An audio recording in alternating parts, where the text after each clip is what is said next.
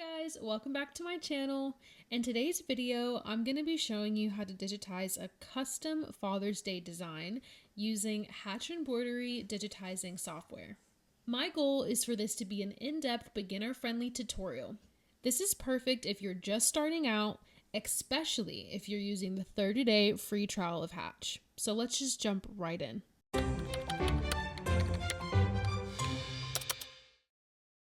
Okay, so I'm starting off inside of Canva, and I went ahead and just created this design off camera, so I just have it ready to go. But essentially, I just went into Elements and I searched for a ribbon, and then I also found this heart when I typed in dad in the search bar, and then I combined them together and using the group button up here. Now they're together and they move all as one. And this is why I love using Canva, because you can basically just go ahead and make the design fit for your hoop right from the beginning. So putting the design inside of a 5x7 document just saves you time once you're inside of the software. All that's left to do now is to download this PNG file. Once you have the PNG file downloaded, go ahead and head on over to the software and make sure you have the design just ready to go. You know exactly where it is inside of your folder, so you can save a little bit of time. Now, inside of the software, you're going to click on New Blank Design. And once this screen pops up, now it's time for you to put in the PNG file that you just downloaded from Canva. Go ahead and locate the Auto Digitize button underneath the Toolbox section. Once you click on this drop-down menu, you're going to have a couple of different options. Click on the Click to Fill button that kind of looks like an apple, and then click on the design. Once this menu pops up, you basically just have to decide how many colors you want to have in this image. So 3 doesn't necessarily make sense because this gray color is not really prevalent in this design. I really only see white and black. So in this case, I'm going to go down one more level just so I can have the white and the black thread appear. Now, if I kept it at 3 and had that gray included, once I press OK, and I got inside of the software, it's basically just going to look a little bit more pixelated, and the edges are not going to look as clean as they would if you reduce the color. So now that you have that ready to go, if you hover over different parts of the design, you will see that there will be a bit of a grid that appears, and that lets you know that you're all ready to go. So zoom on into the design, and okay, so I'm going to click on this heart here, and as you can see, it's the same color as this ribbon. And so now they're basically connected. Both of the threads are connected. Now there's a couple of different things you can do. In this instance, you could use the knife and separate the heart from the ribbon, or you could go back inside of Canva and go the extra step and change the color of the ribbon. So making it blue like this would separate the colors inside of the software, and it would make it a little bit easier to digitize. So I'm actually going to re-download this design with the blue ribbon instead. Now I'm doing the same thing here, only this time I'm going to leave it at 3 since the blue is definitely necessary, so we can make sure that they're not connected. And then from here, same thing, I'm just going to click on the black heart. And as you can see, it's not connected now. So that will save us a bit of heartache. Now, if you look in the middle with the font, you could leave it like this and go in and digitize things separately like this, right? Like you can totally do that. That is totally up to you, to each their own sort of thing. But once you go and stitch it all out on the machine, you will notice that some of the thread is going to have gaps in between one another. So whenever I have font on top of different fills, I go about things a little bit differently. So instead of using the click to fill button, I'm actually going to use click to fill without holes. Now this button is going to basically disregard any other thread that is above the thread color that you're clicking on. So if I click on the black, it's going to ignore the white thread. And that's what I want to do because, like I said, I don't want there to be any gaps. So going back in and adding in that white thread on top will just make things be a lot more seamless in the long run. So make sure you change it back to click to fill without holes. Or, yeah. Make sure you change it back to click to fill. Otherwise, it'll ignore this hole in the D.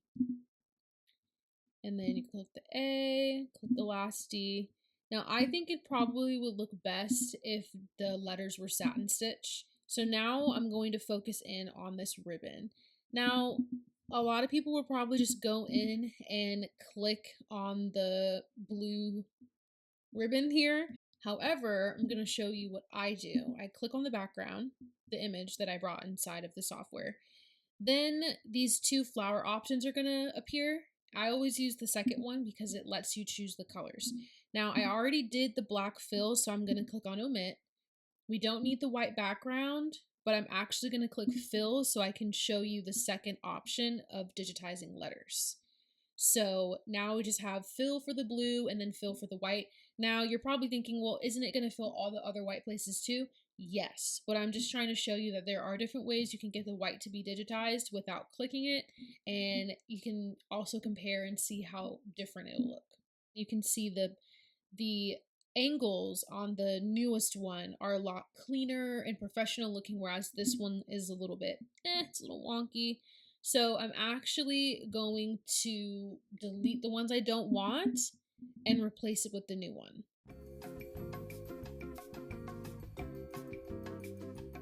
Changing the color can be helpful because you can just basically put the new thread color back on top of the original one and then go into the sequence over here and then just delete them entirely.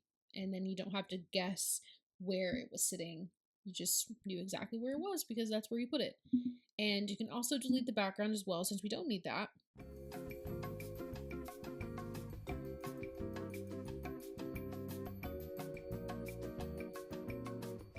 I actually might keep the one that's back here. I always use the smooth shapes button here and I press OK and it'll reduce the node count. Now these nodes are the yellow boxes and the blue circles.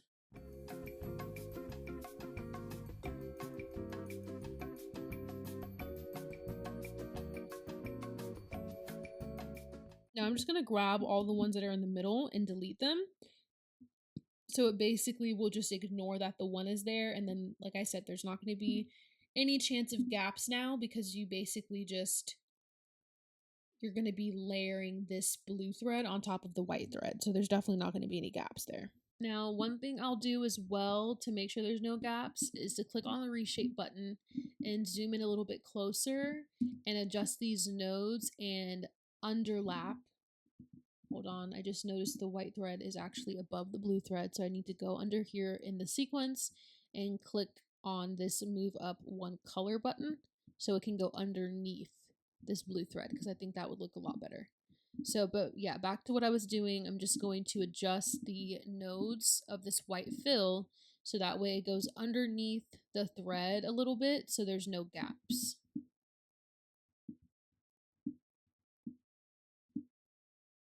Nice.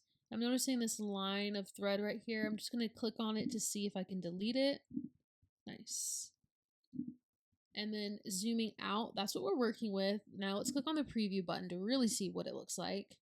Now it's pretty cool. So all of the gaps you see here in this ribbon is going to be the shirt. So let's say you're stitching this out on a red shirt. The ribbon will be filled in here with red. So I think that's kind of cool to have like versatility.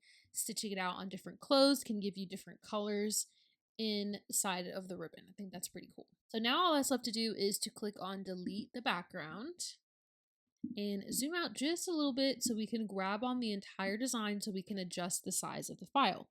So in this instance, I'm going to be making sure it's going to fit in a 5x7 hoop. Now, a 5x7 hoop allows you to stitch out designs at the max of 7 inches wide or 7 inches tall, and then the other dimension would have to be under 5. So because this design is more wide than it is tall, I'm going to focus on the width first, making sure that it can be as wide as it can be.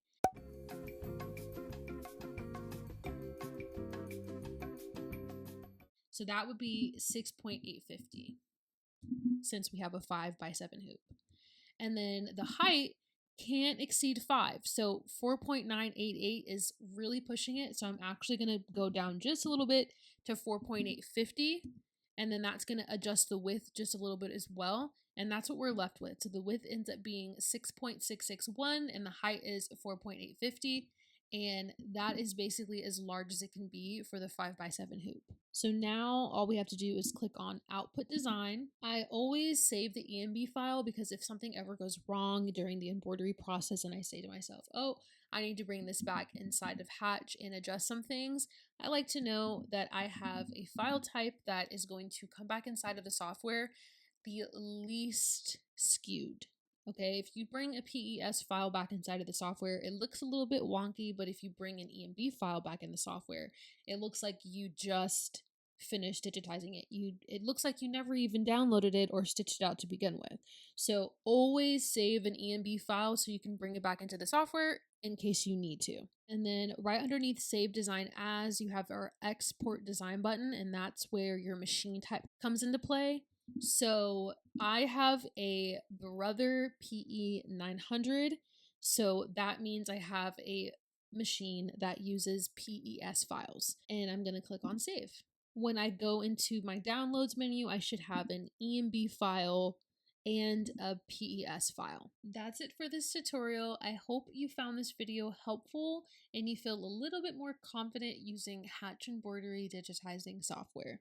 If you enjoyed this video, please give it a thumbs up and subscribe for more digitizing tutorials. Leave a comment if you have any questions. Thank you so much for watching, and I'll see you guys in the next one.